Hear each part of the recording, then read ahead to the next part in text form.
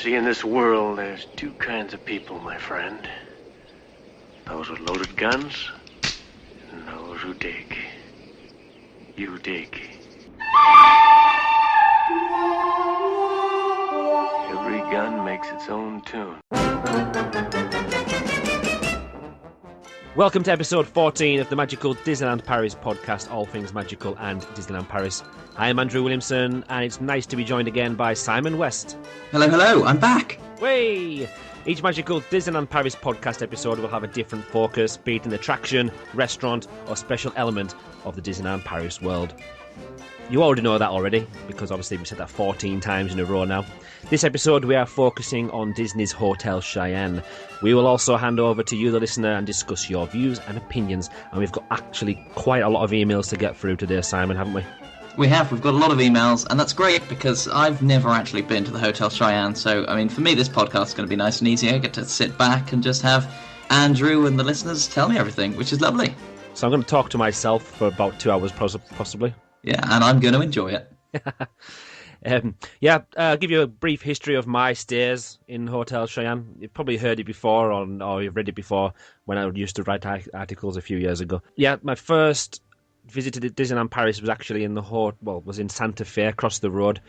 But ever since then, every single stay, apart from one which I don't really talk about because it was so bad, when I stayed in the Davy Crockett's Ranch, about 200 miles away from Disneyland Paris.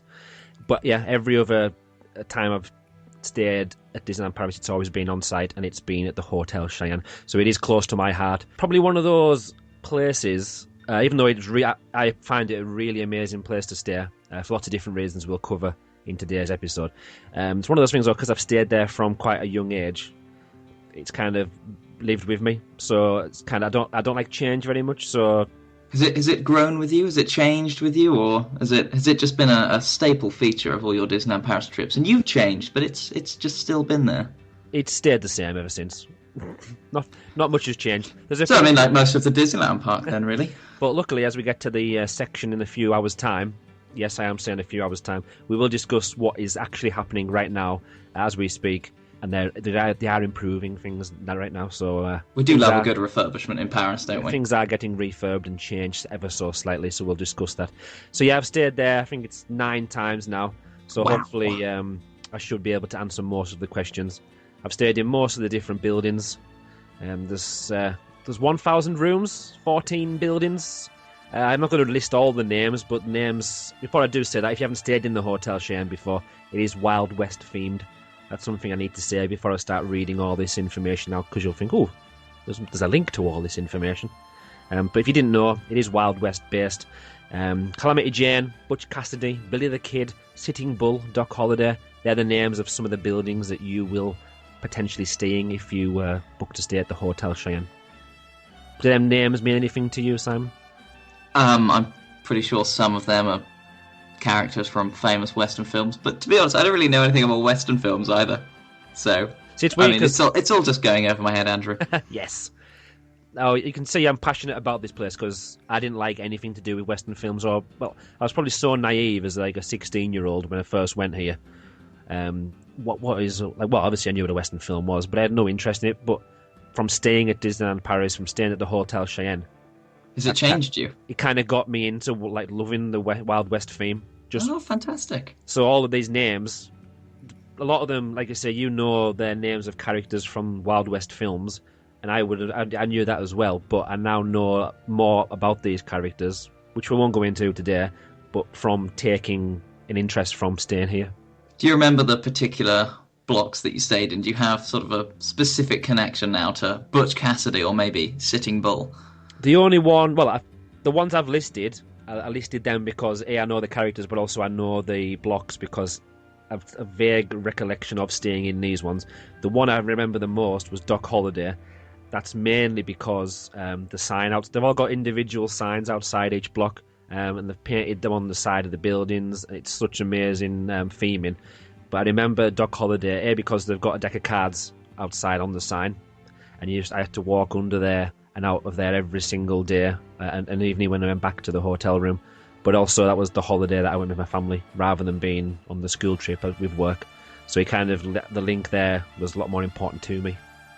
It's great that the blocks at the Hotel Cheyenne, I suppose that the hotel itself is actually split up into the different blocks, because, I mean, that's definitely adding a lot more character to the place.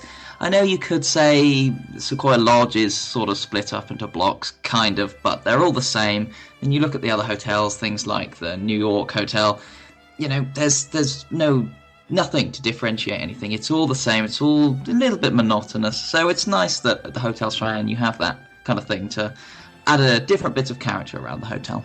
Oh, definitely. There's so many different elements that we'll discuss in a few minutes' time that kind of add to the theming. Obviously, they're not in your room, but you can spend a good half an hour walking around the area if you have never been before, taking it all in, and you do feel immersed by all of the different theming. Hotel Santa Fe across the River Grande, that is also in different blocks, but it's a completely different feel. I probably won't discuss that in an episode unless we both stay there again, because it doesn't really hold any interest to me. Have you stayed in Santa Fe before? No, I haven't either, and spoilers for what's coming up later, but the listener feedback that we've got really, Santa Fe is the kind of direct comparison for Cheyenne. And yeah, you guys as listeners don't seem to really have fond opinions of Santa Fe, considering you love Cheyenne. So yeah, forget that for a podcast. The difference between Santa Fe and the Cheyenne in price bracket wise is minimal, really. Obviously, the Santa Fe and the Hotel Cheyenne are supposed to be in the same key of same value resort package section if you go to the website. But the Cheyenne's ever so slightly more expensive, but it's kind of minimal. It's maybe £50 here or there, depending on the time of year you go. But I would be willing to pay hundreds. Well, not hundreds. Don't tell Disney that. I would rather pay a bit more to stay in the Cheyenne because it has those extra elements of the theming and stuff like that. So yeah, the way it's split into different buildings, it's been done so well. In the wonderful book From Sketch to Reality, if anyone has a copy of that, they go through.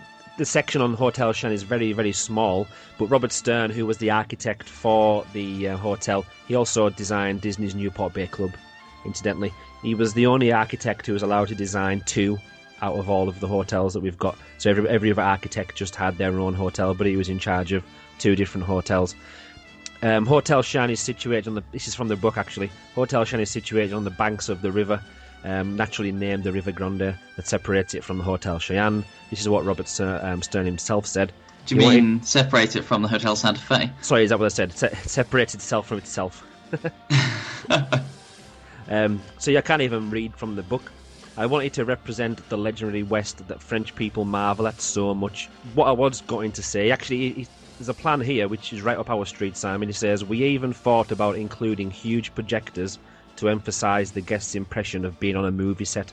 Oh, okay, now I'm interested. Now I'm excited. Now, I'm not sure if obviously I don't think they were meaning projecting onto, well, how You've got to project onto something, haven't you?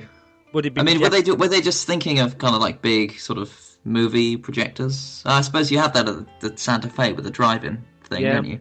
So I'm wondering if that's what they were meaning, or were they meaning... You could just have some sort of massive backdrop and like project a sunset onto it or something. Possibly, yeah. You could project bits onto the buildings of Wild West. I feel like we're going to talk about this later on. Oh, we definitely will. But it's amazing how even then, now we're kind of jumping to a different conclusion probably, but they mentioned that the architects mentioned including huge projectors to emphasise the fact that they wanted it to be like a Wild West movie set. I think it doesn't come across as a movie set to me though, because when you're walking down the streets and around the blocks, you've got there's a really, really, from the main block where the reception is and the restaurant and the bar and the shops and all the amenities, you've got kind of some really big long roads, really wide, really, well, they used to be really dusty and gravelly, but they've changed it to concrete to make it a little bit more safer, I think. But the amount of children I've seen running down there and flying and scraping their heads is a little bit too many, to be honest. But that's just a minor problem. Well, I think it's probably a good thing that you say it doesn't feel like a movie set anymore, judging by Walt Disney Studios Park and how that turned out. Yeah, so we kind of move away from that. Yes, good old-fashioned, this is the theme, it's a real theme, not pretending to be a theme. Yeah, so even though we love the projector, if trying to make it look like a movie set wouldn't be the way we wanted it to go, really. Robert Stern said as well, aside from the main building, which houses the reception and all the other areas I just mentioned, all of the buildings are the same, with the exception of the way they are painted. Now, you can, if you're walking around the backs of some of the buildings, you can see, which is probably what it was like in the Wild West anyway, they had the box of the building, and it's then clad with the wood, which is then painted in different colours, with really big signs on for, like, well, they all say the different names of the buildings, and they've got rooms and big words on big white windows. But then if you kind of go down the back or the side, you can see where the facade of the building is made out of wood, and it's kind of rising above the normal shape of the building, which is where the sign's been painted on, or it's like a fake roof line the illusion's been created like a fake roof line. But again, looking back to Wild West films, and from other things that I've looked at since staying at the Hotel Cheyenne, that's kind of the feel you would get from walking into a film, in my eyes, in my head. Well, Robert Stern has done his job then. Definitely has. He also says he organised them in such a manner to give them some character. With the use of these two techniques, he was able to create an authentic town. There's also talked about some crazy names as well. So the saloon is Red Garter Saloon, which is quite not totally risque, but obviously a garter is under a lady's dress. Saucy. So it's a little bit saucy. Just taking my children to the Red Garter Saloon for a couple of beverages. Ugh, what is Disney doing to our kids these days? But it's one of those clean but filthy, funny names, if you kind of get what I mean. Clean but filthy. So yeah, the Hotel Cheyenne, the Wild West theme hotel with its 1,000 rooms and 14 buildings, opened as soon as the park opened in 1992. So I can't remember how many rooms there were in total of the whole resort. It was many, many thousands. But even though I haven't stayed anywhere else other than the Santa Fe and the Davy Crockett Ranch, to be honest, because you're only going there for the parks, I go there for the parks and the entertainment that's in the Disney parks themselves, and you stay in the hotel to sleep and then have breakfast in the morning. There's nothing else, I feel anyway, personally, that I would need from a hotel. Yeah, I mean, I completely agree with you on that. I don't quite understand why, hotels at Disney have like spas or swimming pools or whatever. I sort of think, well, you can go to a swimming pool wherever you want, but you've got some cracking theme parks just up the road from you. Head on there. So that's probably, people are asking me questions now. I can hear it in the back of my head saying, well, why do you stay on Disney property? Why don't you stay off-site? But again, you don't... Convenience. For me, it's 15-minute walk, because I walk quite fast. I can probably do it in 10 to 15 minutes to the Disney Village anywhere.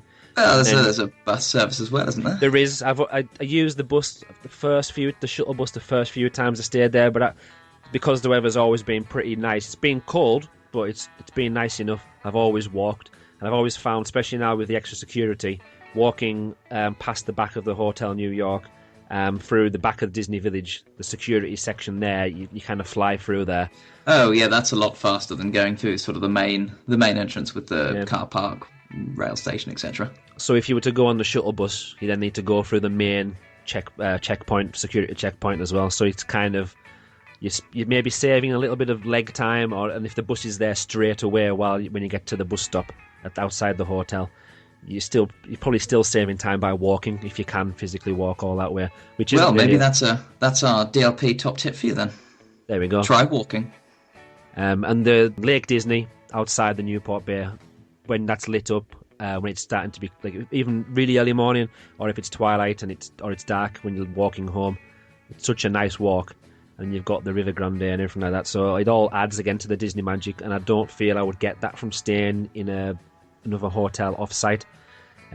So again, paying that little bit extra, even if it is just for a room with a bed and some breakfast in the morning, which we'll discuss later on, I would still pay a little bit extra just to stay in the Wild West theme, because again, I love it so much.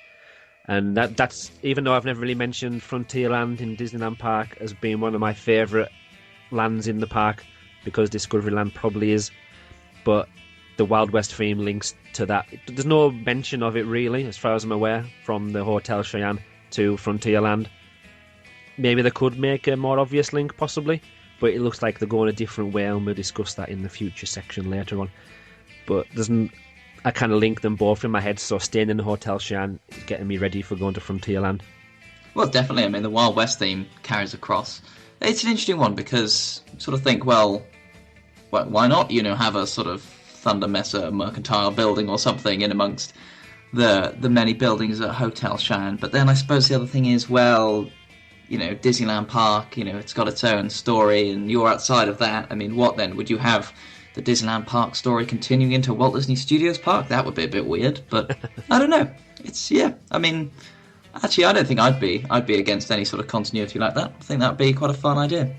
But then I suppose Thunder Mesa is supposed to be some kind of little mining town, isn't it? And you wouldn't want this really... It's kind of a big area, and the idea would be that there's lots of different... There's a saloon, and there's the place where you can eat, the chuck wagon. So maybe it wouldn't fit right with the size of the little village or the little mining town. Possibly, who knows? Maybe we're thinking about it too much. Well, that's what we do, isn't it? And that's why people love us. Oh, yes. So yeah, outside, as well as the buildings and the part of the paving, there's lots of different props and other elements. There's a nice... Now, last time I seen this, it looked run down, and I'm sure it's closed. But if anybody knows different, because I've never played on this before, but there's it's like a big climbing frame, big fort made out of wood that children can run up and down on, Fort Apache. Now, as far as I'm aware, I think it is closed, but on the pictures and everything I've looked at, again, these are from a few years ago now, it looks so amazing. I've walked past it a couple of times. I think it is open to walk in, but I'm not sure if you can climb up to the top of it anymore. But it was a good place for children, when they're walking back to the hotel, to have a little run around and let the parents have a little 5-minute break sitting down by the river. You've also got some teepees dotted around the hotel outside area, so people can run in and out of them, and it's just nice photo opportunities, something else to look at and adds to the theme. Another interesting element, which is relatively new, I think it started in 2014, was Remy's Vegetable Patch. Now, you said about having a link to Walt Disney Studios. There's one for you. Well, yeah, interesting. We find a link to Remy rather than Frontierland, but, whatever. It's good enough. Yeah, so the vegetable patch, I need to click on the website because it tells me exactly. It says approximately 20 different types of vegetables are grown here. When I went last time, it was just the start of spring season, so there's a nice big spring-themed signs up that tells you all the different things about the garden and about the vegetable patch. There was also some long grass that wasn't cut, which is either a way of saving money or a way of trying to grow some wildflowers and trying to get some nature to add themselves, like rabbits and butterflies and that kind of thing. So I'm not sure, but yeah, there was some long grass. Part of the diversity of the park, I think, to try and make it diverse and professional and lovely. Yeah, well, definitely. I mean, that's always one of the strengths of Disneyland, the horticultural programs that go on. It's extraordinary, the amount of plants you have around Disney theme parks. The vegetables, they're also used in Bistro Chez Remy and Restaurant Agrabah Cafe. So it's quite good that these vegetables are 100% organic, pesticide-free, and apparently Remy has been growing them in Hotel Cheyenne. He's a remarkably talented brat. We've already mentioned it a few times, saying that you can look over this river, the River Grande, to the Santa Fe. But again, it's such a nice place to just walk down. When you get closer to the Disney Village, you can see, I don't know what type of fish they are, but there's some really huge fish swimming up and down the river. So again, people can... I've often seen people when I'm walking to the village, just standing, leaning on the barrier, just looking at the fish, looking through the trees. It's such a nice place. And we've stayed in a room a few times on the river. Again, I think you do pay a little bit more of a premium to stay there, because it is so close to the path that takes you into the village, but it's also such a nice place because there's nothing else behind that other than the river. So it's if you open your curtains and you're lucky enough to be on the river, if you are sitting in your room, you can see the river and the trees. So again, it adds to the theme, it adds to the feel. You don't get that from staying in a hotel in Val d'Europe. Very true, very true. To be honest, you don't get that in a lot of the other hotels in Disney. So there's another extra touch as to why Hotel Cheyenne is, even though I've only stayed in 3 hotels, that's one of my favourite. Well, it is my favourite. So I say that, admittedly, if you stayed in a certain room in a Disneyland hotel and paid your soul for it, then you could probably get a view over Main Street, but... That would probably be... Well, I can't afford it. Oh, I can't definitely afford that, but it definitely that would definitely beat the River Grande. It would be pretty good. The we hotel... can dream, Andrew, we can dream. We definitely can. Wouldn't it be nice to be able to taste every single premium room from every hotel? It'd be nice. Just to make sure we're completely fair, and we're not just giving the Hotel Cheyenne, or I'm not giving the Hotel Cheyenne all this kudos for no reason. Mm-hmm. Yeah, so Disney, get in touch with us. We'll go around, we'll do a fair review of all of them, you know. Obviously, all exclusive, paid for. You've got to do it. And we'll do it all in 1 week, so you can just put us in a new room every night. That's only 7. What do you want about, Andrew? We can do better than this. We've got to barter more. Better negotiations. We'll think about this and come back to it. Hotel facilities. Chuck Wagon, which is the restaurant, so you can have your breakfast in there, you can have your lunch, and you can have your dinner. I've been I have the breakfast every time I stay there, which is quite interesting. And I've also had some of the all-you-can-eat buffet for an evening meal. But it's not compared to what you can get elsewhere. It's quite basic, the all-you-can-eat dinner. And the price, again, compared to what you would pay in the UK, it is expensive, especially when it's about €20 or €25, and that's without a drink. And then if you pay an extra €4 or €5, you get a tin of Fanta or something like that.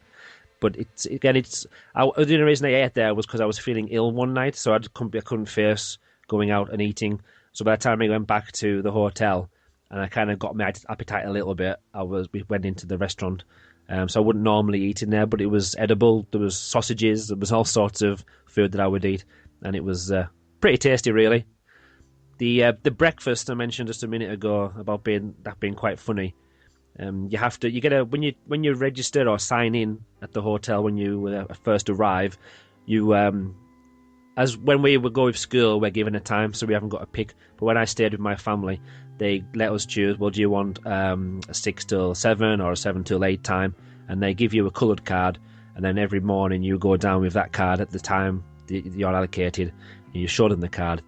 What you do is, you as soon as you go in, you're inundated with baskets and baskets and baskets full of croissants. If you don't like croissants and bread, then you're kind of stuffed, really. Or if you've got a gluten allergy, there will be stuff for you, but all you can smell is fresh, kind of fresh croissants, bread, bowls full of Nutella, bowls full of butter. So I'm in heaven, really, because I just make myself Nutella croissants and pan au chocolates, and that's kind of me ready for the day. Well, I mean, I'll be honest, I can't remember many breakfasts at Disney hotels. Last one I stayed in would have been the Newport Bay, and to be honest, that sounds basically the same as the breakfast there. I don't think they had any sort of timed system going on. Although, mind you, I remember going down for breakfast every morning, and it was complete madness. There was too many people. But anyway, there we are. Sounds pretty similar. Yeah, it is kind of madness. Now, when we're with students, because obviously they're wanting to move at a faster pace than... Not if I was going with my family, I would go at a lot slower pace, or I would get up earlier and choose the earlier slot. But they're just kind of running around. There's no kind of system to it. If you want to go straight for the yogurts or the hams and the meats, you're kind of bypassing everybody. People are bumping into each other. People are obviously everyone's holding a tray. There's plates sliding around. There's food flying everywhere. People are getting a bowl full of cereal. They can't find the milk because there's no milk next to the cereal. You need to go into the area where the tables are, where you've got big milk machines next to the coffee. Occasionally, I don't know if it's just because they were stupid or because it was a mistake from Disney themselves, but occasionally I've been known to see people putting orange juice on their cereal by accident. Whoa. Now, they are symbols, and there's big oranges, and there's big cartons of milk, or lait, as it says in French. So I don't know how they've made the mistake. Maybe they're just completely asleep. Maybe they're queuing up in the wrong queue and they don't realise at the time. I mean, maybe, Andrew, maybe that's just a taste thing. Maybe we're missing out on cereal with orange juice. Possibly. And more fool us. It's kind of like, this is kind of digressing completely off track, but when I went on a school trip as a student myself, not to Disneyland Paris, to it was Wet and Wild in the northeast of England, like a water park. I must have been 10 years old, something like that. Again, I wasn't paying much attention. I'd bought some like chicken nuggets and chips or something like that. Really disgusting cardboard chicken nuggets as well. But we got to the table, what I thought was a sachet of salt to put on my chips. Put it all over the chips. It was sugar. Oh dear. And I didn't realise until I started eating them, and it wasn't very nice. But obviously, because I was I tried to be cool to keep up with the cool kids. You just keep eating those chicken nuggets. I didn't say anything. I just kind of tried to scrape off as much of the sugar as possible, but it was the most disgusting chicken nuggets and chips I've ever had. Oh, well, you've learnt now, Andrew. You've learnt. So I always check to make sure it's salt and not sugar every time. Is this salt, not sugar? Is this orange juice or milk? Who knows? The room you have your breakfast in, the Chuck Wagon, is quite big. It's quite basic. It's wooden tables, but against themed.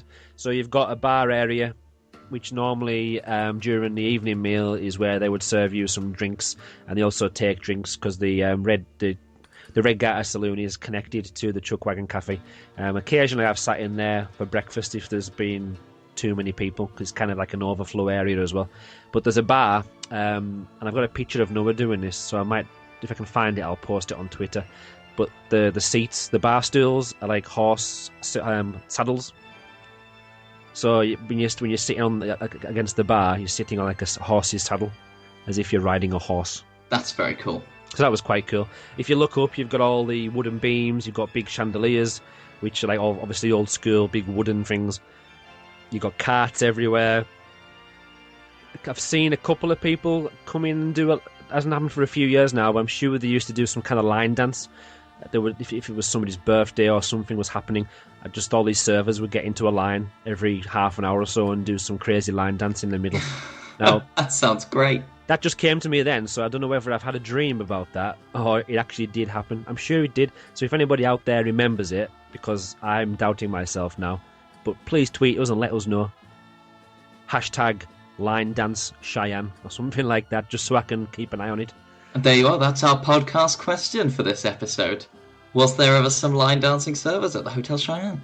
I hope there was, because I'll sound stupid if there wasn't. The Red Garter Saloon got the tiniest little stage. I've seen somebody singing on there once. The rest of the times there's just been a big DJ deck, like box amplifier, and people have just went up and played some music. So that wasn't really authentic to the Wild West theme, but the music they were playing kind of was. It's quite a small bar. It's got some nice tables outside with kind of like a veranda or decking area outside. So if it's a nice evening, you can sit outside and you're kind of sitting in the Wild West theme outside the saloon. So again, that's something you can't do anywhere else really in the world other than all these other Wild West saloons.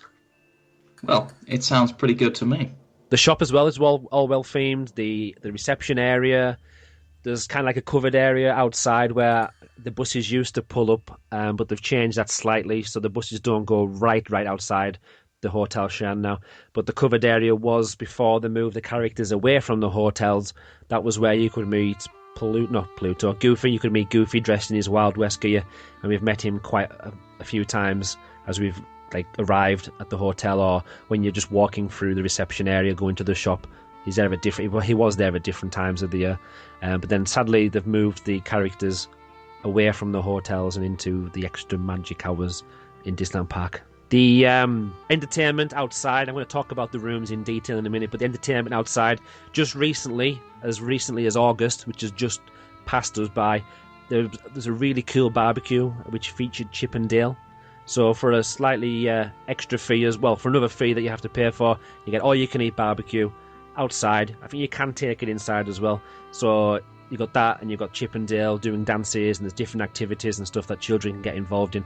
It was only for the month of August, so it's possible that they're going to. It was kind of a tester to see if people were interested in that, and I believe some people have mentioned this in the emails that have been sent in. So we'll probably discuss this later on.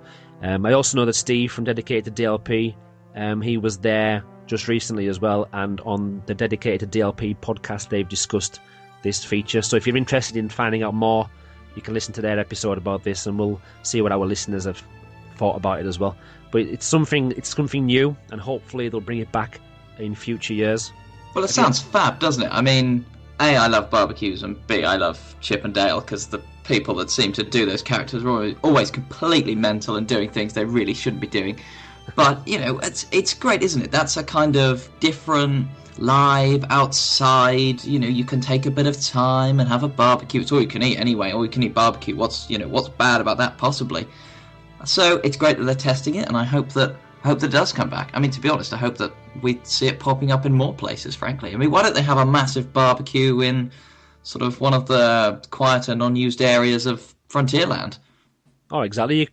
There's so many different... It could be that they're testing it out there to kind of roll it out as like a rolling program. So maybe they'll have a different barbecue in a different hotel area. Like you said, they maybe even have different themed barbecues or different themed activities like this in different areas of the park. It'd be wonderful to see it happen. Some sort of big outdoor kebab thing in Adventureland. I can't think of anything for Discoveryland. Oh, what's in the latest Star Wars film? Food that you can put water in and it hydrates into food. Oh, yeah. There we are. We can have that in Discoveryland. There we go. That sounds dreadful. Let's not do that. It can't be as dreadful as a black burger that they have in the Hyperion.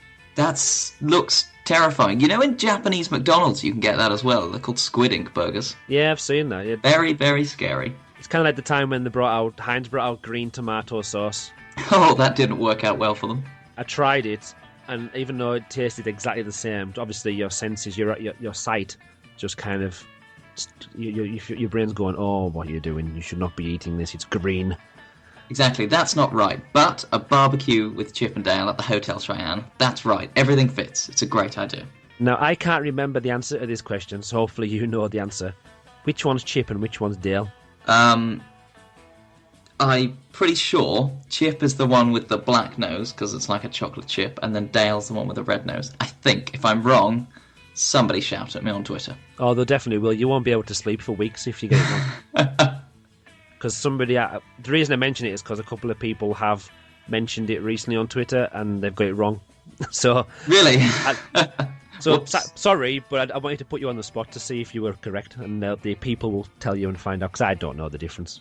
Fair enough. I can't remember what it was, but one of my favourite character memories at a Disney park. I think it was in Florida when I was really, really young. But we're in a restaurant and Chip and Dale rock up, and I think something like some bloke at another table managed to get them wrong, and they literally stood him up, walked him out of a door, and then locked the door on him. While the family were just there like, oh, you've just thrown out our dad, what are you doing? And then the Chip and Dale were there having a great time. It was hilarious for me. No idea who the guy was, but some good banter. So hopefully you've got it wrong, and they listen to this, and they see you again sometime. They'll lock you out. They'll be locked out of the Disneyland park. This might interest you, seeing as though you're 6 foot something tall. Pony rides? I could never get on one of those things. It's weird because they've been on the go and they've been on the entertainment schedule for the Hotel Cheyenne for quite a while now. And the first time I've seen them was March this year. It's weird how these things seem to sort of pop up and disappear. And it doesn't seem to correlate to any sort of seasonal schedule often. No, I can imagine the idea is that if it's sunny and warm-ish, then the ponies are allowed to come out. Or maybe they came back early for the summer season. Because every time I have stayed there, apart from once, has been early in the year. So it has been hit or miss, whether it would be freezing cold or quite warm in the sun. So I take it was quite warm in the sun when I went in March, because it wasn't wet and it wasn't really cold. So it's probably just the weather that's came down to it. But you got, for a little fee, kind of like Panorama Magic, you have to pay a little fee extra to have a little pony ride, which is quite a shame. It would be nice if it was kind of part of the price. But you kind of get on your well, I don't think it's for adults, it's for children. But your child gets on, you're probably still classed as a child anyway. Yeah, fair enough. Your child, or yourself, Simon, get on a pony at one end and you just kind of walked across and back up and down the path near the reception area. So it's quite a nice little addition there. Kind of like what we're saying with the barbecue with Chip and Dale. It's just something else. It adds more to the atmosphere. It gives you a reason. Obviously, you don't want to stay in the hotel all day, so that's not what you're not there for that reason. But you can also have a little extra bit on maybe on your way to the parks, or if you know you're coming back, if you've got younger children and you need to put one of them to I was going to say to sleep. That doesn't sound very good. If you want to put one of them to bed rather than kill them, you want to put them to bed, then your older son or daughter can have a pony ride while your wife's inside or you're inside having a little rest as well. They also have a little video games arcade, because we know Disney love those. especially in the exit to Star Tours, where they used to have that lovely the video games in there, and Alpha and Beta, the arcades. The there. arcades. Yep. So if you are stuck for anything to do in Disney, or you've went all that way to France, there are some video games. It says indoor play area as well, but now I've never been into the video game arcade, so whether or not the indoor play area, which is probably really small, is in the arcade, somebody will need to help me with that one as well, because I've never actually seen the indoor play area, and obviously you won't have, because you've never stayed here before. Nope. But if you're interested, get in touch with Disney, because apparently there is an indoor play area. If it's not open anymore, I do apologise. Now, the most important part of a hotel, and we've probably been speaking for half an hour now, is the rooms. So it might be an idea to actually delve inside once you've gone into the hotel building. Now, the outside of the buildings, again, because they're so well designed, and if you're far away from the themed areas, you don't notice how many doors, entrances, exits there are to the buildings. The only downside to these entrances and exits, possibly, especially when you go to more modern hotels these days in the UK, is that the outside doors aren't locked for like safety or anything like that. Now, it's probably for safety reasons they're not locked and for convenience, but kind of because I'm so used to it now, if you stay in a Premier Inn, you've got to use your key card to get into the floor that you need to go on, or to get from the reception to the main part of the hotel. What's your opinion on that before we move on? That's interesting. I don't think I've stayed in a hotel for a long time where you've had to use a key card to get into a sort of specific, just a section of the hotel. Really? Yeah, I can't think of one actually. Maybe it's just me. You go to fancier Premier Inns than I do. We went to Thomasland recently at Tamworth, and I love Drayton Manor. Yeah, they have a key card as soon as, even not sometimes they do it during the evening, but this one all throughout the day.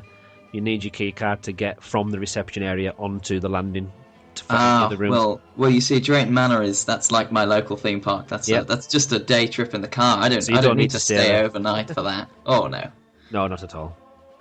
Maybe it's just me then, but also probably from the teacher point of view, if I knew those doors locked and it was harder for students to sneak out of these doors, or if there was only one door into the building, might make manning the building a little bit easier. So what you've got when you get inside, forgetting about the outside doors, there's really big, long corridors right the way through the buildings, and obviously the stairwells, because the two-storey, so you've got rooms on the bottom floor, the ground floor, you've then got rooms on the first floor. All the same, big, long corridors, relatively nicely themed carpets. They're probably doing it a bit of titivated. From what I've seen so far, they haven't really done much with the carpets in the corridors, but I'm sure once they start finishing blocks off and moving around the different parts of the hotel, they will be updating the decor in the corridor and on the carpet as well. But is there something wrong with the carpets? No, they just obviously haven't been changed since they opened in 1992. Just Andrew doesn't like them. These carpets are not to my taste, he says. Change these carpets. It's probably also because this makes us sound really sad now, but as teachers we sit outside on the carpets. Oh, outside our rooms, just to make sure that the students aren't wandering in between bedrooms. So it's I've spent many an hour sitting outside on the corridors, so I know the corridors really well. The doors are quite impressive, actually. Big solid wooden doors. You can hear them slamming. They're so solid. We like a good door slam. That tells you it's a good door. And again, it makes it easier. Well, it makes it easier for us to listen to all the doors slamming, so we know if there's a student trying to escape or has escaped. This podcast is turning into a wonderful insight into the life of a teacher on a school trip. So once you delve in, well, they've got the horseshoe on the door, and there's a peephole as well, so you can see the number on the side on the door frame. You've then got the horseshoe on the door with the peephole, the traditional Disneyland Paris key card mechanism on the wall as well, with the green and red light. You have to kind of put your card in and out about 50 times. You do it fast, you do it slow, you pull it in and out really slow, or faster again, wiggle it around. It then lets you into the room. Once you're in the room, and this is current state of affairs, if you stay in a current bedroom, not a new refurbished room, you've then got the bunk beds, you've then got a double bed, you've got a chair, you've got a little cabinet with the safe on it, and you've then got a chest of drawers with probably the most famous item in the room. Do you know what that is, Simon? You obviously No, I'm wondering what this is going to be. Yeah, you haven't stayed there, but you've never heard of this amazing item I'm going to talk about right now? Is it a television? No. Oh. Although that TV is quite interesting because of what's on it. Oh, it's a lamp. It's the lamp. Yes. What is it though? I've no idea. I'm just reading the podcast notes and it says something about a lamp. The lamp is in the shape of a boot, a cowboy boot. That's pretty good. The good news, the lamp is a feature in the new refurbished rooms as well. Oh, very good. So yeah, there's no IP kind of tie-in in the current rooms. So you've got the carpets kind of like a buffalo head kind of pattern. So you've got the big horns and obviously the head part as well, because you don't get the horns without the head. But you've got little like Indian headgear and cowboy hats printed on the side of the beds, and you've got like a Wild West type of theme border running across the top. I can't remember what the pattern's called, but there's a nice pattern, like a Wild West type pattern on the curtains as well. So again, it's a nice. The Wild West theme is still flowing in the room. You feel, even though the rooms wouldn't be like that in the Wild West, you still feel the Wild West connection. And the boot, I would love to have a version, or I would love to have an actual boot from the Hotel Cheyenne. Well, you never know. Maybe one day they'll start selling it. It's good. It's good that they've got that kind of thing, because that's the kind of detail, that kind of extra little final touch that we like in Disney. That extra bit of character. And even though obviously they've been cleaned, most of them, but they haven't been refurbished until now. The rooms since 1992, or nearly 25 years.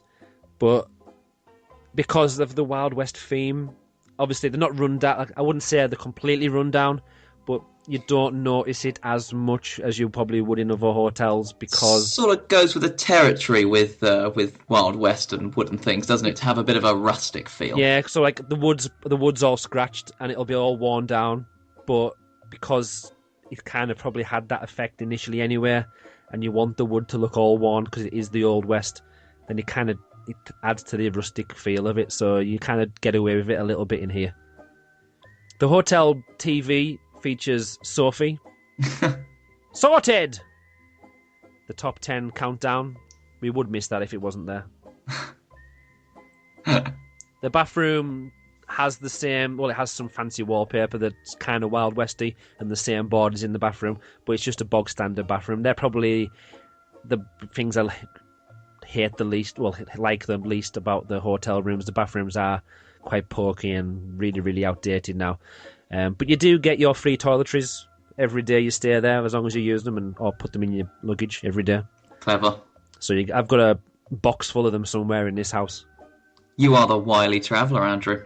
I mean, you mentioned the sort of bathrooms not being that fancy. I don't think they're particularly fancy at any of the hotels. And again, I'm sure at the Disneyland Hotel they've got something really fancy, but obviously just a bathroom. Yeah. You have the 3 S's in it. What is it? Shit, shave, and shower. Oh, we're going to need to mark that up on the podcast now. I have to put a beep on there. Foul language. If we put a beep on it, it's fine. Oh, that's very clever. Beep. Shower and shave. There we go. Perfect. But yeah, obviously they are refurbishing the whole room when they're doing the refurbishment, but the bathrooms for me were the area that definitely needed it done the most. Currently, there's no Wi-Fi in the hotel rooms. There is the wonderful data connection port, or LAN Category 5 cable sticking out. Wow, that shows it's 1992, doesn't it? Which I've never used, and I can imagine nobody's really No one used has it. ever used them. If anyone's there on business, then they'll probably stay in the Hotel New York, I would say. But who goes to Disneyland Paris to do business? No. Unless you have... Well, there's the Business Solutions from Disneyland Paris host conferences, don't there? And they host different events, so possibly some people may require internet access on a laptop. Oh, but there's a theme park. I mean, just tell your boss, the laptop died and I had to go on Space Mountain, you know. You've got to come up with some sort of excuse. I'm there with you on that one. So you've got that... where's it gone? I had a list. There was a list on here of other features. I think I've completely got rid of it. Yeah, I've no idea where that's gone. Whoops. The list included... oh, no, it's there. Look, there's shops there. There's the washroom as well. So even though it's not... It's themed. It's themed as a little Wild West kind of section. There's a vending machine in there, and some washing machines and tumble dryers. So you can do your own washing out in this little outhouse on the main street. I think it's coin operated as well, so you put your coins in. Proper old-fashioned stuff. Well, like the Wild West, coin operated washing machines. That's exactly what all the cowboys had. There we go. There's also, and because there's no air conditioning in the rooms, they've got the big old-fashioned wooden fan that's spinning around in the ceiling as well. And I've never, apart from staying in a Hotel Cheyenne, I've never came across one of them before. So again, to me, and this is how sad it kind of makes me sound, but the ceiling fan is, to me, linked with Disneyland Paris and staying in Disneyland Hotel Cheyenne. Nice. So yeah, if I see wooden boot, and I see ceiling fans, and I see old rustic wooden bed and bunk beds, it all harps back to Disneyland Paris. It all takes you straight back to the Hotel Cheyenne. It does. And there's not much else I can really say about the hotel rooms, unless you've got any questions about... I don't think so. I think we should head on, talk about how the rooms are going to be changed, or are changing, because the hotel's under refurbishment, sort of block by block. Well, as we speak, almost. Yeah, it's going to be more than a year. I think it's still got another year or 18 months left before they're all completely done. Because obviously they can't do it all overnight. All the refurbishments, all the facilities are still open as normal. So I'm not sure if they are going to renovate the Regatta Saloon or the Chuckwagon Cafe. I haven't heard anything about that, but it says on the Disneyland Paris website that all of the facilities are open as usual while the refurbishment's taking place. There's definitely been, I would say there's probably a block finished now. If you're lucky enough to book, a lot of people I've spoke to or read their tweets on Twitter recently, they've either been lucky enough to have been given a new room to stay in, or some people have just said that when they booked, they've requested, if possible, can they have a new room. Some people have paid a little bit more for them, some people haven't, so I think it's just been luck of the draw, really. But if you want to try and you are looking at booking, definitely, if you're going through a travel agent, ask them to put in a word. holidayhamster.com, ka-ching. You can also go straight through Disneyland Paris themselves, and I'm sure you can request a new room. Because once we've talked about them and once you've searched for the images, you'll definitely want to stay in one of these new rooms. They look very swanky. Yeah, so I mean, on the show notes that we're looking at the minute, we've got a picture from Disneyland Paris Treasures. So if you give them a quick look up, you'll probably find these images on Tinternet. And it's a big change, isn't it? Really, to the rooms. Oh, it definitely is. Obviously, there's no physical change to any of the size of the rooms. All the bathrooms in the same place, but one of the popular things of the rooms was the bunk beds in the Hotel Cheyenne, especially for us as a school. We knew we had one student at the top, one at the bottom, and officially one in the double bed. Sometimes they like to have 4 in a room, so they put 2 in the double bed. But straight away, you've got a double bed and then what looks like a sofa bed. Now, I know for a fact that the sofa bed is officially for 2 people, so you can still end up with the same number of people in the room. But if you've got, not obviously you don't spend time in rooms with strangers, but if you're not really close or you're not family with the people you're sharing a room with, then if you used to sleep in the double bed, that's fine. But if you used to sleep in the bunk beds, then they fold out and they kind of make 2 beds really close to each other, next to each other.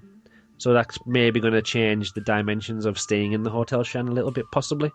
It's an interesting one. I mean, one thing that Disneyland Paris is trying to do is it's trying to set itself up as a premier resort, and I think the changes that they're making to the Hotel Cheyenne, certainly it sort of looks more swanky to look at, and I don't know whether kind of this idea of, we'll get rid of some of the bunk beds and have a sofa bed instead, I don't know whether that's all still part of kind of going up market or whatever, but I mean, I used to love bunk beds as a kid. Bunk beds were so much fun. Yes, because if you don't have a bunk bed, I've never slept in one before, knowing that you were going to sleep in the bunk bed in the Hotel Cheyenne was kind of, especially for our students, again, how sad is this, but it was kind of one of the highlights. Oh, I'll get top bunk. They used to fight over, it wasn't who was going to have the big double bed, it was a case of who was going to have the bunk beds. Oh, I'd still fight over top bunk. I mean, I'm 6 foot, I smack my head every time in the ceiling when I was a kid getting into a bunk bed, but I'd still do it, it'd be great. Yeah, you probably wouldn't fit in the bunk beds then, because They're not the longest of bunk beds. Scandalous. Unless you're curled up. If you're curled up, you'll be fine. Just, sleep in a ball. Now, on the picture of this new Hotel Cheyenne room, it looks like the spare bed, or the bed that kind of converts from a sofa-y type device into a bed. It looks velvety. Looks I was thinking that. Suede-y, like a suede chocolate. Yeah, it doesn't look like the sort of normal mattress and duvet arrangement going on, but maybe that's just it's in some sort of weird arrangement when the picture was taken. Possibly. I'm not really sure what the context is. Could be. It looks like some kind of leather, like cowhide. Ooh, well, I mean, that's very Wild West. I mean, Definitely. certainly there's a sort of spread on the bed as well, and the cushions have a kind of, I don't know what you'd call it, that sort of mottled cowskin kind of look to them. Again, looks very swanky, to be honest. It's definitely a big change, and it'd be nice sleeping in it will be a fresh new bed with fresh new linen, fresh new covers, because the ones that you used to stay in or currently do stay in an old style room, again, they're kind of outdated now. Even though we were talking about the Wild West theme being oldish and oldie worldy, you still want to, if you're staying in a hotel in the modern day, you do want it to be modern and fresh, even though it's still themed Wild West. Yeah, I mean, from this picture, you've got a wood-panelled kind of feature wall as well, which, I mean, I think that's still bringing in a lot of the kind of rustic vibes and looks very nice and swanky. I'm guessing that would probably be a wallpaper effect. Well, yeah. That, or they're really splashing out. I don't think they'll be doing that. They've got some of the lamps, obviously, have changed slightly as well. But one of the biggest changes, apart from the carpets and the curtains and the beds and stuff like that, one of the biggest changes is the fact that we've now featuring characters from Toy Story in the rooms. This is the big change that everyone's been talking about. It is. You've got Jessie, you've got Woody, you've got Bullseye on some kind of fake shelf above the beds, so you've got like fake bags and boxes and cases and crates and stuff like that. Yeah, it looks like a sort of weird mixture between a shelf and a freeze. I don't really know how to describe it. It is, and obviously it doesn't go around the whole room, and it is a nice way of adding the Disney touch to it. So even though the Hotel Cheyenne, again for me, was completely Disney, for a modern day audience, for younger children now, they're used to being, Disney is this character, or these characters are Disney. So even though I love the individuality of the original Hotel Cheyenne, and it was completely dreamt up for Disneyland Paris, I can see from a money-making idea, they can then put a big swing on it, can't they, and say, come and stay in one of our Toy Story-themed rooms. And you're probably going to, I would say, you probably get more people either willing to pay more money or think, oh, wow, we can stay in the Toy Story room. My son loves Toy Story. Yeah, and I mean, I wouldn't say it's sort of obtrusive or anything. No, the only thing I don't want, because Santa Fe done this slightly when they changed it to cars.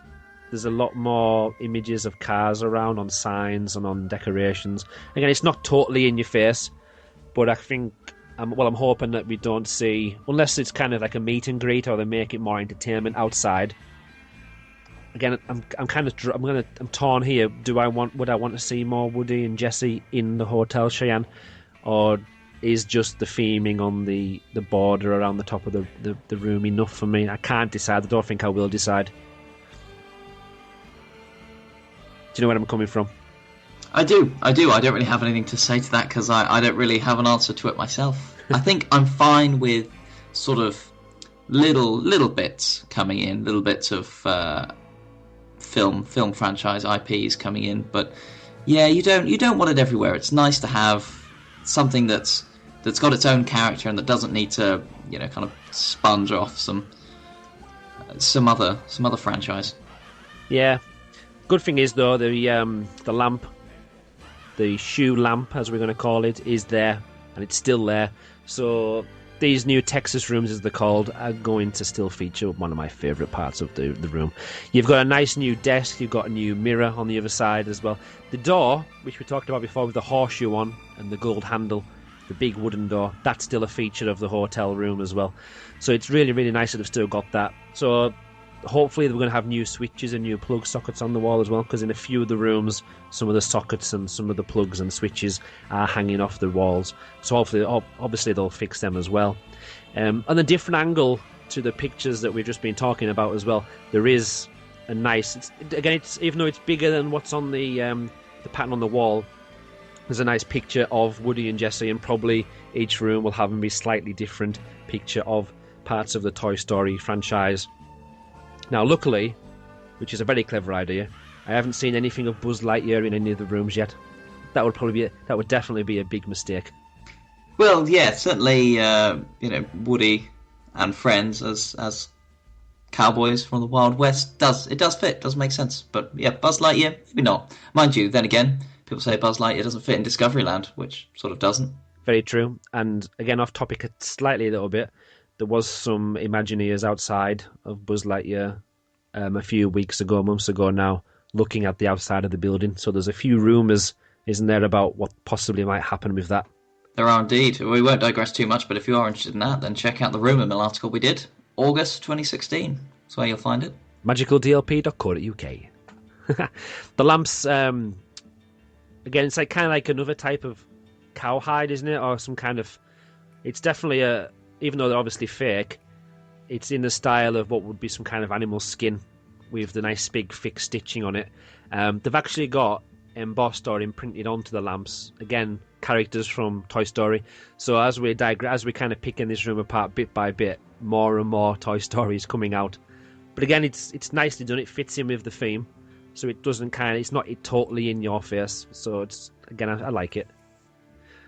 They've also added it to the boot lamp, so the shade, rather than it being a plain shade, is now like Woody's Roundup type theme, which again links in with the Wild West. New LCD TV, even though the only thing I would probably watch or do watch on that television is the Sophie's video, the top 10 things to know before you go. It's the only thing I will ever watch on there.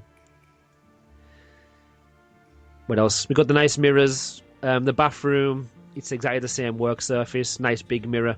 Obviously just freshened up with some new taps, hopefully. So we've got no rust on there. When you've talked about wood paneling in the bedroom, again, the wood effect is going into the shower as well. So you've got a nice wooden effect on like around the bath and underneath the bath as well. And luckily, from a picture I've just seen here on DisneylandParisTreasures.com, the corridor has a new carpet, everybody. Oh.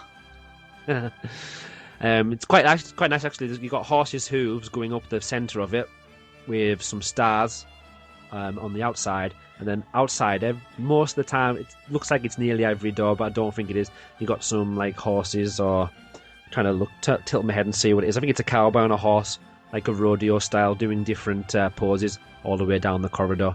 And you can see how long the corridors actually are. So you've got doors on one end, doors on the other, and it's the same when you're upstairs. So, and every single room's the same.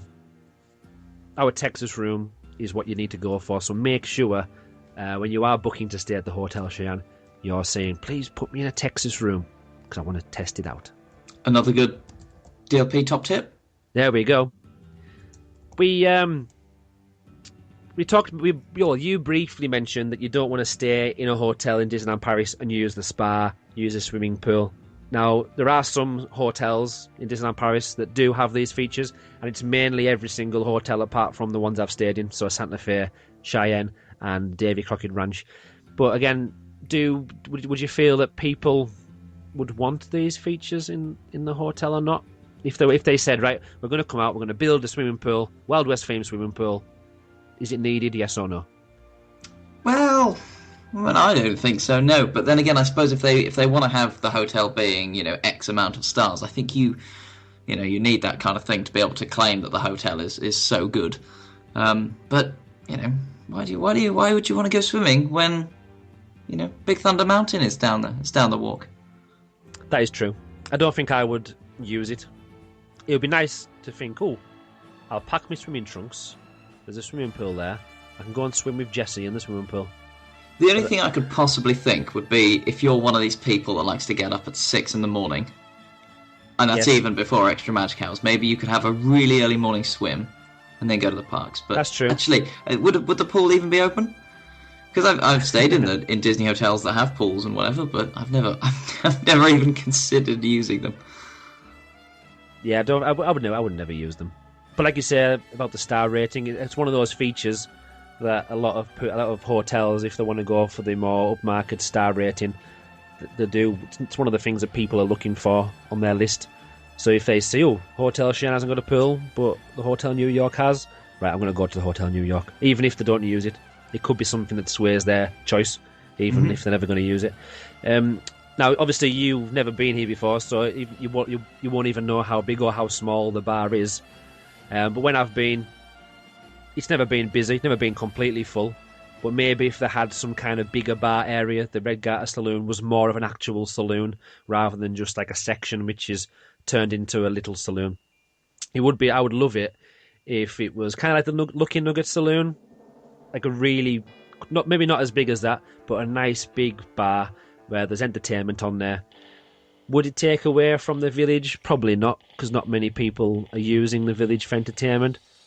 So, and if there's nothing open in the park, I think it would be quite cool to have some kind of entertainment, even if it involves some characters, or even if it didn't and it was just some country acts, people singing or dancing, line dancing, that kind of thing, just to have more of a stage in there and a guy playing the piano, and you've got a balcony at the top where you could maybe go into different rooms to get different entertainment. I don't know. I think it'd be quite cool to have that. It's never going to happen, but I think it would be a nice addition to the hotel. I mean, some entertainment would always be cool. We've got now I think it's the Lucky Nugget Saloon in Frontierland. Now we've got a Toy Story. In fact, I think it's a couple of Toy Story puppet shows. So, this kind of thing's all possible. Yeah, it'd be nice to have it as well. I think even if we're not talking about other hotels today, if each hotel had their own, obviously they've got their own theme, if they had their own entertainment themed on their, like the theme, if you're saying theme too many times, it's starting to make no sense at all. But if they had entertainment based on that theme of their hotel, like Wild West, we have line dancing, a piano, some kind of singing group, all related to the Wild West. And then if you go to Hotel New York, it's all New York style entertainment. I think that would be really, really cool.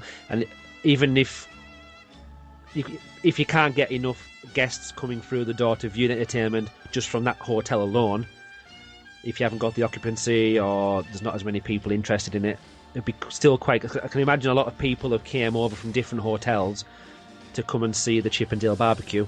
So I'm sure there'll be scope. If somebody knows, tonight there's a line dancing act on, you can get involved.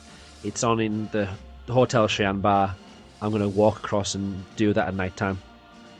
Yeah, well, it'd be certainly good to sort of bring people across to the different hotels and, have them not only as places for people who are staying in that particular hotel, but, so that you can, you can go for a meal in any hotel you want, why not have some entertainment going on there as well.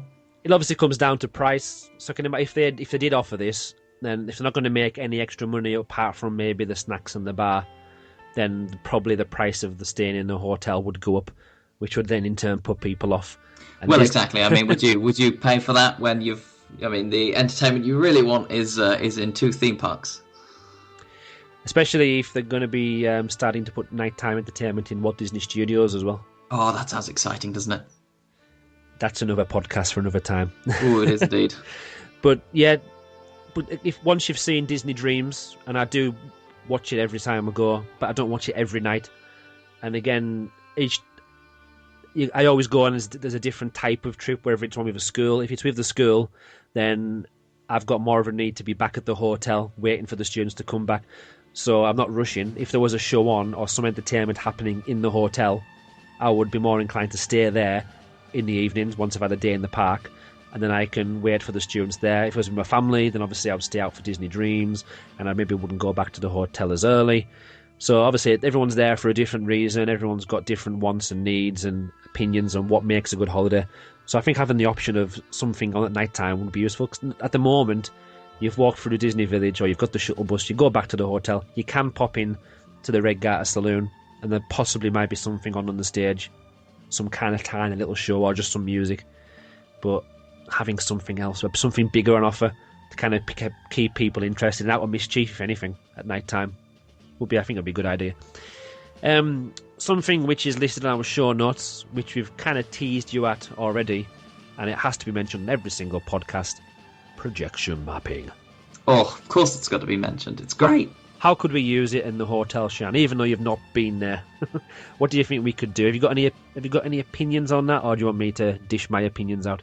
Oh, I mean, I've got no idea. I mean, you could do anything. So, say like in Disneyland, that's the Californian one. They've had a sort of extended version of Disney Dreams where all of Main Street is lit up with projection mapping. You could certainly do the same kind of thing with all of the different buildings in Hotel Cheyenne.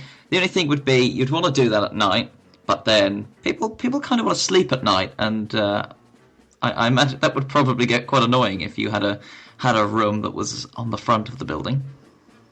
That's true. Like if we're talking about entertainment, which I just mentioned before, and on my notes here I've put mini nighttime show. Could there not be at the end of the evening? Maybe, I don't know, if you would probably want to time it so it's after Dreams, so people have the time to go back to their hotel. Could there be some kind of mini show as the end of the day, end of the evening? There's some kind of little action. Either you get some silhouettes of some cowboys doing some kind of shootout, or you get some. Probably would cost too much money to have some live actors running around doing a little show, which interact with I don't know, gun ricochets and gunfire and bullets, signs moving, that kind of thing in the street. Obviously I've got loads of ideas. It's never going to happen, but it'd be so nice just to have something at the end of the day. You can go back to your hotel, have a little show, and that just finishes off the night really nicely for you. It would. I mean, they call Disney Dreams the sort of the good night kiss, so to speak. But it'd be great, wouldn't it? To, you have that walk back through Disney Village and past Lake Disney, and then you get to your hotel and you're feeling a little bit bleary-eyed, and you just see some silhouettes of, Sheriff Woody, on Bullseye or something, just galloping around around all the different buildings. It's just an extra little sparkle that would be just a second good night kiss. Yeah. If money was no object, and again, this would probably get people wanting to come back and again and again and again. If you had a different nighttime show at the same exact time in each hotel, or outside the area, or if there's a certain, I don't know, lobby or something where it's just a tiny little show, just a little element, even if you didn't advertise it and it was just there for people to kind of catch their eye, you could have little things at every hotel. And that everyone's saying, "Oh, I've stayed in the Cheyenne now. I need to go and stay in Hotel New York, and I want to see what their show is." Got to catch them all. Like Pokemon, catches people in. Let's gamify this. People want to go around, see every single hotel to see what there is. Maybe you win a prize if you get them all. Another idea with projection mapping for that I've put on here was like seasoned themed projections.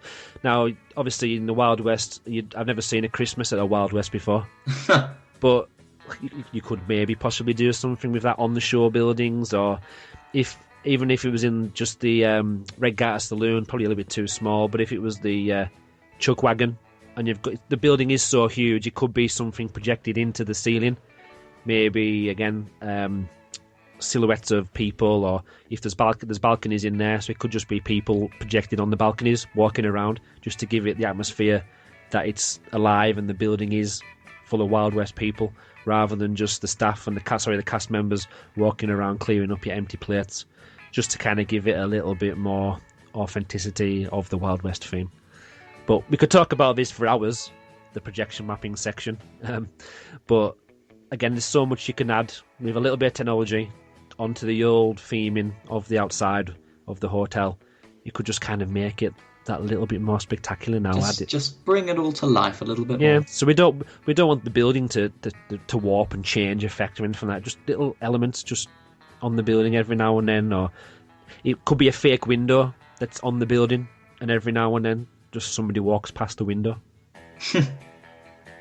just the little details, little touch. Yeah, we've went through everything we've got planned for the main section of the podcast. We're now going to go on to listener opinions. Now, I've purposely left Twitter off of this episode of the podcast, mainly because there was quite a lot of tweets, but we had even more emails, and there's some great content on these emails. So I'm going to start us off, Simon. So I'm going to read an email from Kat. I forgot to mention your surname on here, Kat, so I do apologise, but you're on Twitter at 831Kat. That's a K, K-A-T. So Kat says, "Hi guys." Hello, Kat. Say hello to Kat. Hi, Kat. Hotel Cheyenne was the second Disney hotel that she ever stayed in. The first was Santa Fe 10 years ago, and she wasn't impressed. Very similar to me. I stayed in the Santa Fe first, which I'm really happy with, because I went from Santa Fe, which for my first ever Disney stay, I was impressed because it was Disney, but I didn't know any better. So obviously my opinion's completely changed since then. She can honestly say she was so impressed by the Cheyenne from the word go. It's a quick bus ride away, and when we first walked through the doors in November of 2007, there was a fire roaring and there was an atmospheric smell of old wood. It's hard to explain, but it's amazing. Completely forgot to mention the inside of the entrance, but yeah, there's a big fire and it's so, like, and then there's a balcony and everything like that, and it's just so wooden and rustic and nice. The hotel blocks look so authentic, and we love the broad walks at the front of the buildings. The names made her giggle too. Walking along, it was easy to pretend that they were cowboys. In the morning, going to breakfast, Goofy would be there outside, like I mentioned before, to greet them, for which someone like her who gets excited when she sees characters was the best start to a day at Disney. She stayed there for 8 consecutive years now. This sounds like it's me reading this, like writing this, you know. I love the rooms, really comfy bed and nice and high. She suffers with back problems, and being able to step out of the bed rather than climb out was excellent. The beds actually are quite high up, so you don't have to like push yourself up out of the bed. You can, like she says, you can kind of slide off because they're not too low down, but they're not too high. The theming at the time was good: dark wood furniture, cowboy boot lamp, and cowboy themed wallpaper. There it is, the boot lamp. There it is, boot, boot, boot. What she also loves about the hotel is that it's such a short walk from the village. Last thing at night, after lots of shopping, she found that she could get into a routine. Starbucks hot chocolate and a gentle walk back to the hotel under the bridge along the river. One morning, walking to the park, I was astounded to see massive fish in the river, as I mentioned before. But again, it's another little attraction of something you can walk past and have a little look at. Last year, she stayed at the Sequoia Lodge. This hotel is in another league, but I find myself missing the atmosphere of the Cheyenne. I have not stayed since the refurb, so all I can say is I hope it's retained its originality and character. Thank you for reading. You're welcome, Kat. But yeah, I agree with everything there. It's good to see that what I feel and what I enjoy about the hotel, other people are also enjoying the same type of things. Do you want to read on with the next email, Simon? Yeah, so we've got another email in. This one's from Katie Higgins. I love this hotel because of its theming, and it was the first hotel I ever stayed in aged 20, knowing nothing of the wonders of Disneyland Paris, and it blew me away. Now we stay there when we're on a budget, like in 4 weeks' time. That was probably, she's probably been and came back. Yeah, actually, thinking about it, yeah. Oh dear, so we're so late doing these podcasts. I hope you enjoyed your trip, Katie. Let us know how it went. Good. Yeah, email us again, tell us how great Cheyenne was. Anyway, I always end up staying in the bunk bed because my friend has a fear of them. That's so boring, I love bunk beds. Anyway, but I've always been comfy and happy. I love the metal starlight.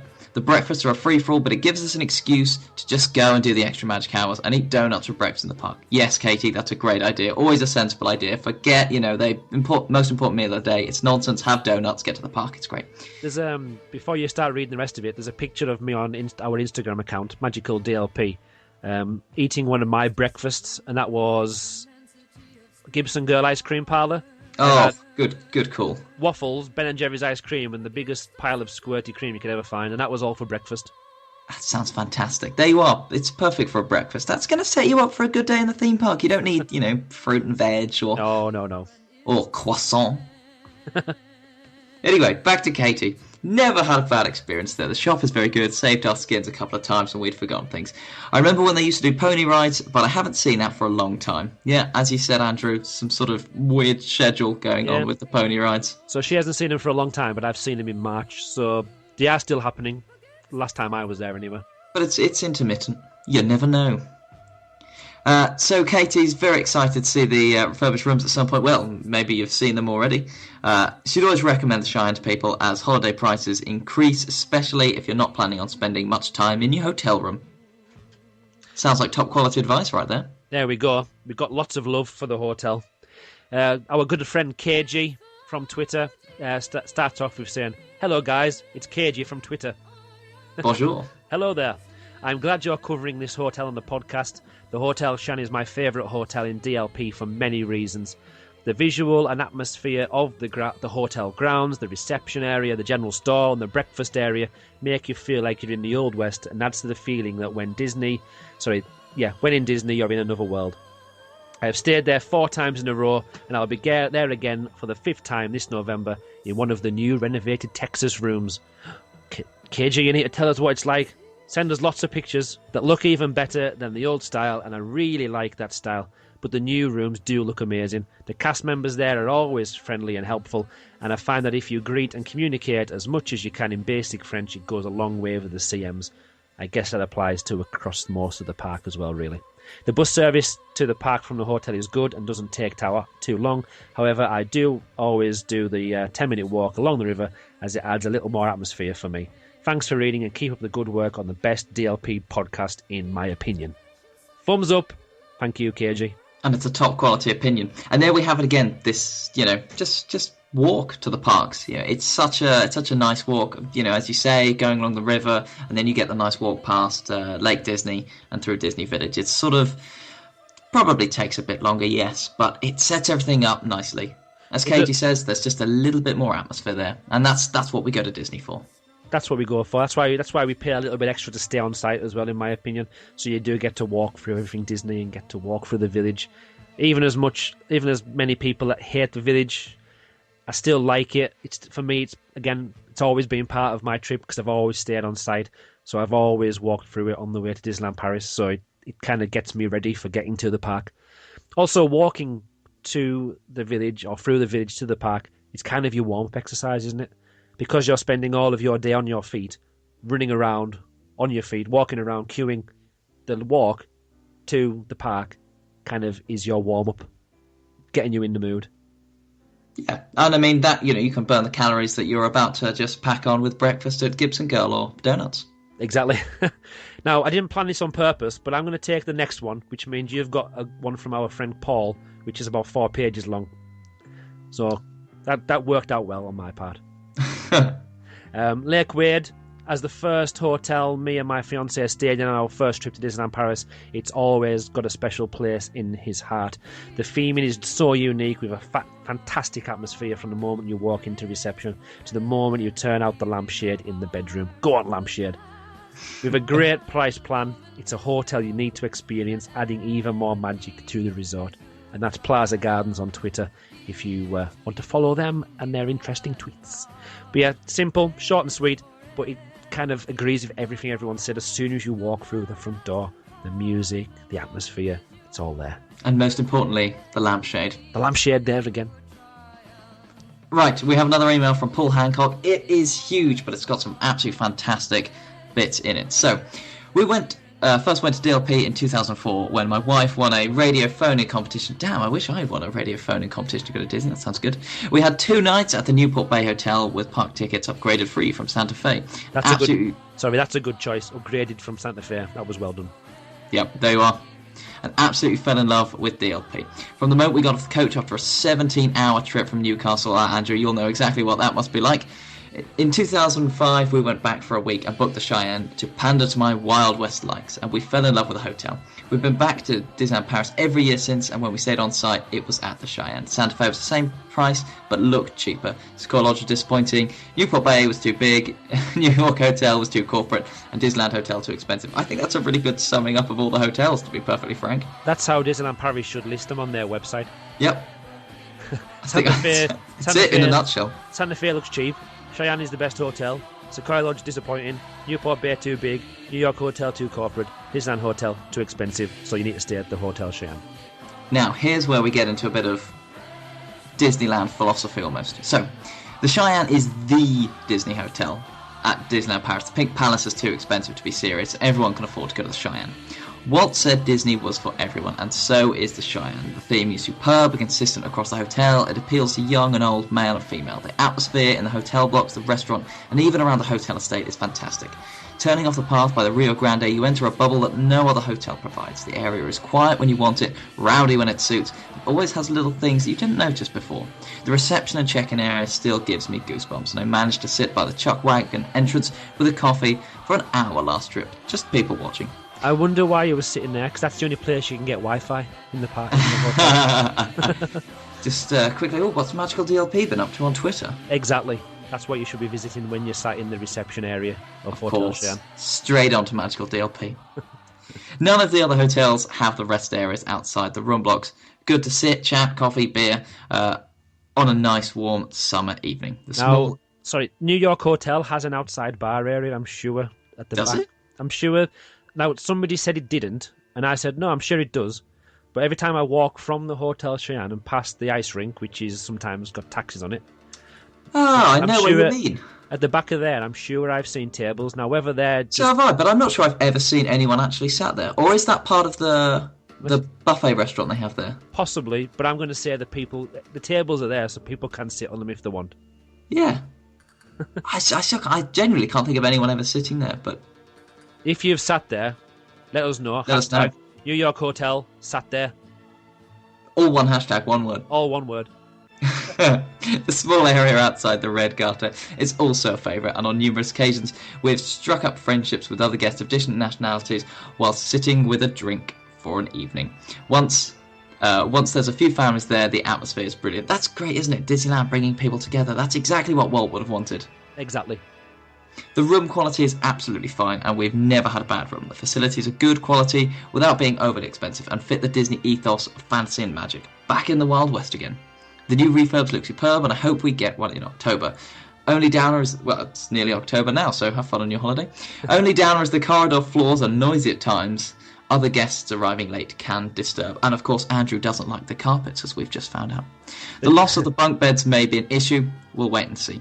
The TV and bathroom upgrades look good. Ethernet in the room's a bonus, but Wi-Fi should have been brought in across the resort, actually. I know this is in the works for next year, though.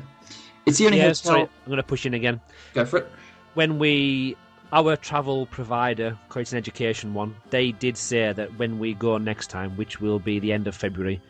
No, this obviously might have changed already, but they were promised by their connections in Disneyland Paris that Wi-Fi would be in the rooms by our next visit. So that's... You say you go in February? February, so hopefully from what we've been told, don't shoot at the messenger, I'm just telling you what I've been told, but I was told that Wi-Fi would be in most of the rooms, so probably in the block, probably as they go through block by block. I'm not sure if they're putting in the capacity to have the Wi-Fi in there, or it will be available, but it's definitely on its way. Now, I have to say, it's an interesting one, this Wi-Fi debate, because I've heard that, Disney Studios Park should have it from the end of 2016, and Disneyland Park from early 2017, but I'm amazed that the hotels don't have it. I mean, I'm pretty sure that, the holiday company, Thompson, I'm pretty sure that all of their hotels, it's actually a requirement that they have Wi-Fi. So I find it interesting that Disney's a bit behind the times, really. I mean, it's 2016. Yeah, one of our most popular articles that's viewed every single day on our website is actually the one about Wi-Fi. And I can't even find it, it's so popular.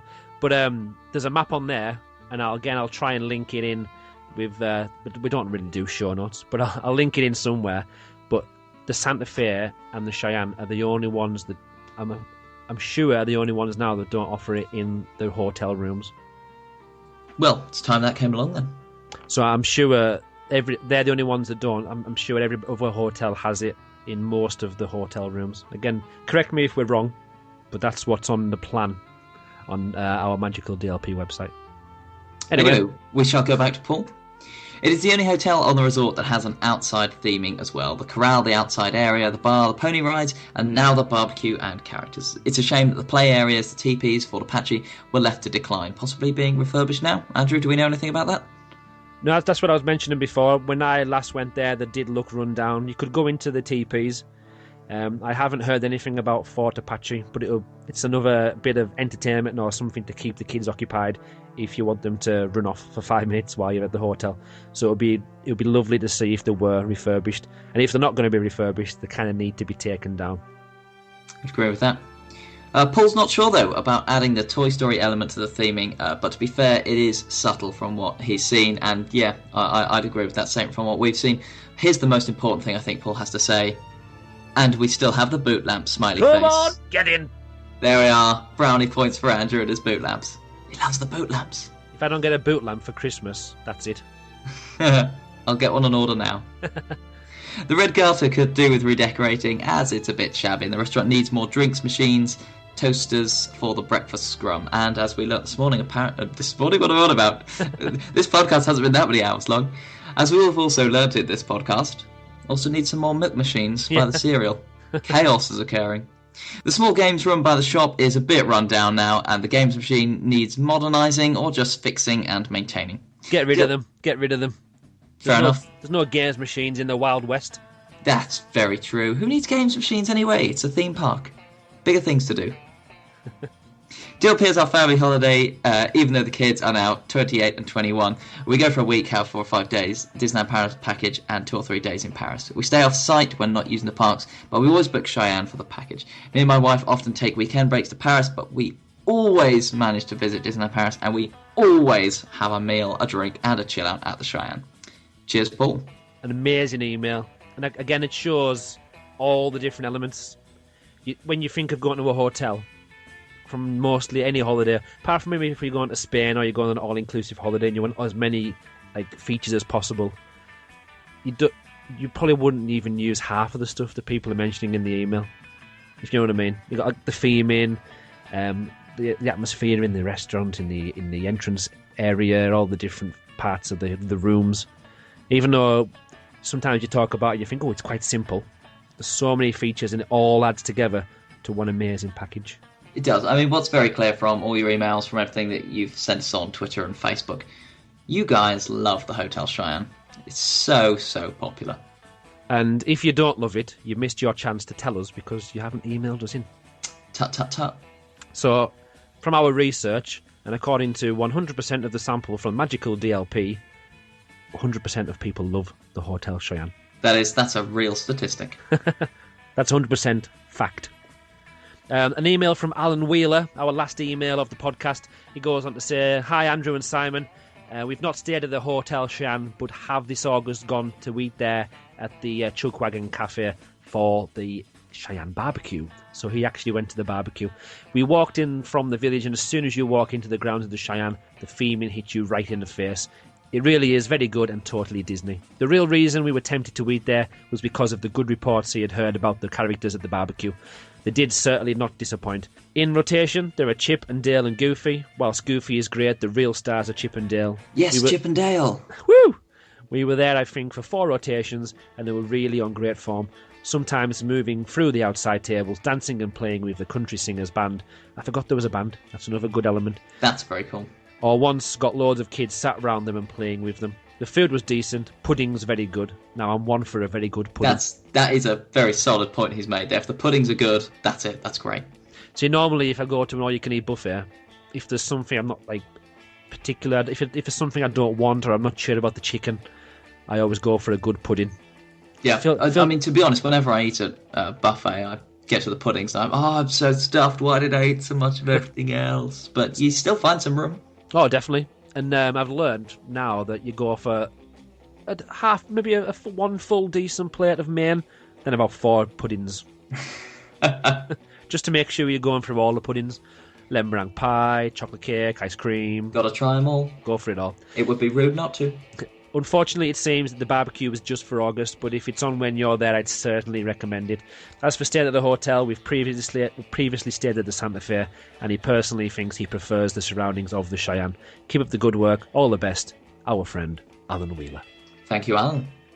So yeah, even though it's probably similar to you, have you ever been anywhere near the Cheyenne, Simon, or you've been nowhere near it? No, not really, because it's sort of the other side, isn't it? It's past Sequoia Lodge and the New York Hotel, so there's not really. I've not been to dinner there or anything, so I've never really found any reason to head down there. But obviously, Alan's very similar. Never stayed there before, so he's obviously heard of this barbecue with Chip and Dale. Went for it, found it, I was very impressed. So next time you're in Disneyland Paris, you need to just go for a little wander. If there's a buffet barbecue going on, I mean, I'm in. I'm game. So hopefully you'll be on when you make it there again. Definitely the kind of thing that would tempt me in. If not, you just need to go for a walk there anyway, because again, the theming, you need to... take it all in. Yeah, take it in firsthand. Rather than listening for an hour and a half podcast where you've never been to it before.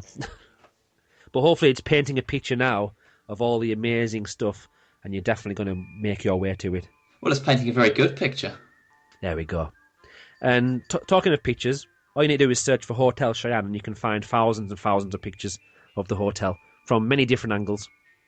And I recommend you do that, Simon. One iTunes review as well from the UK. 5-star, absolutely awesome. Zinc Manganese. What a great username that is.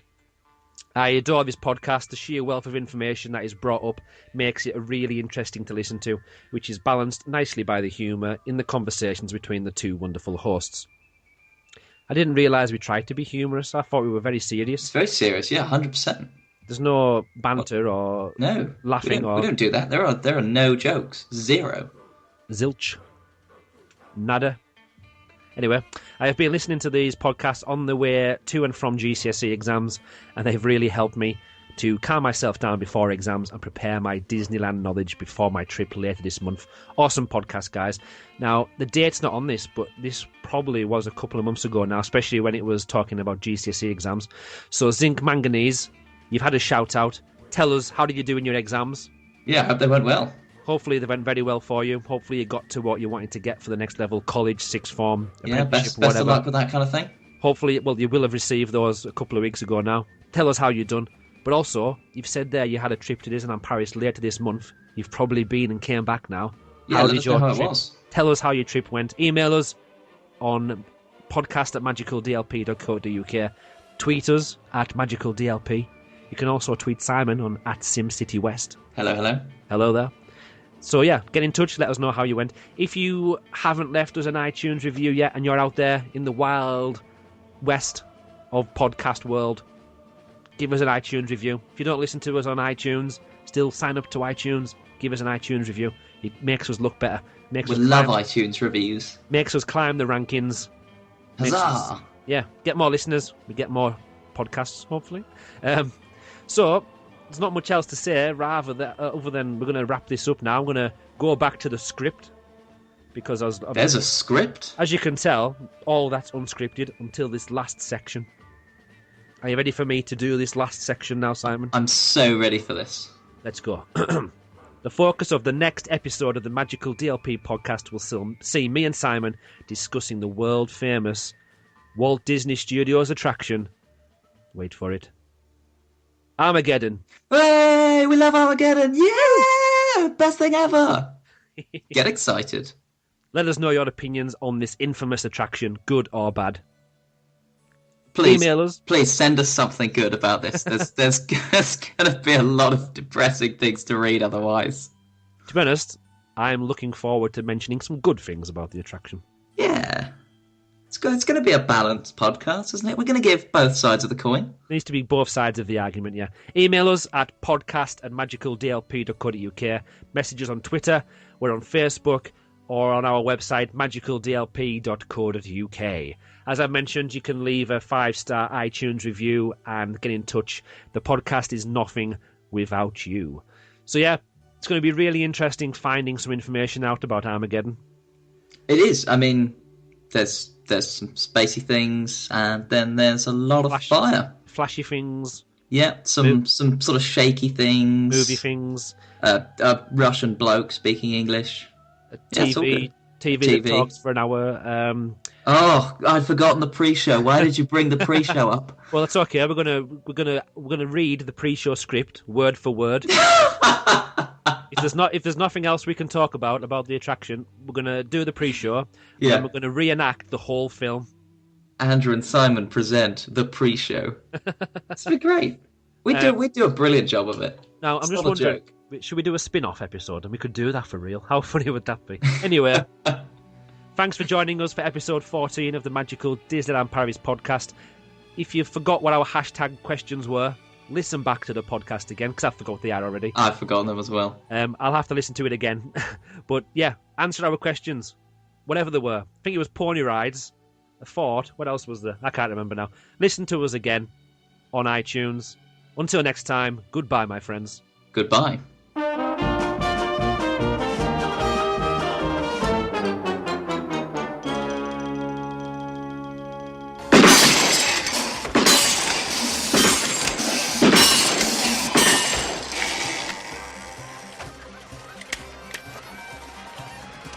Hey, just tell me one thing. Where did you learn to shoot like that? 7-Eleven.